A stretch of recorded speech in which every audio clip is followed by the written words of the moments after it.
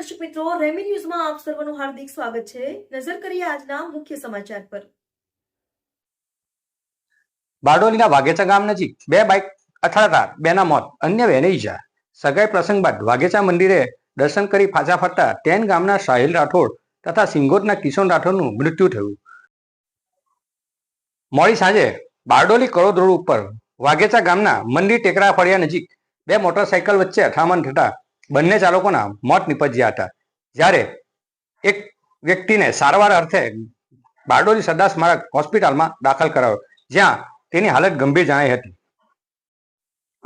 મોડી સાંજે વાઘેચા રોડ ઉપર મોટરસાયકલ નંબર GJ19AC 9495 અને GJ19BM 7445 વચ્ચે ગંભીર અકસ્માત સર્જાતા એક બાઇક ઉપર સગાઈ પ્રસંગમાંથી પાછા ફરતા બે યુવાન ચેતન જીતુ રાઠોડ તથા સાહિલ રાઠોડ ટેન ગામના ગોચર ફળિયામાં રહેતા બારડોલી રસ્તામાં આવતા વાઘેચા મંદિરે દર્શન કરવા ગયા હતા. આ સમયે તેઓની મોટરસાયકલ અન્ય મોટરસાયકલ સાથે ગંભીર રીતે અકસ્માત સર્જાયો હતો.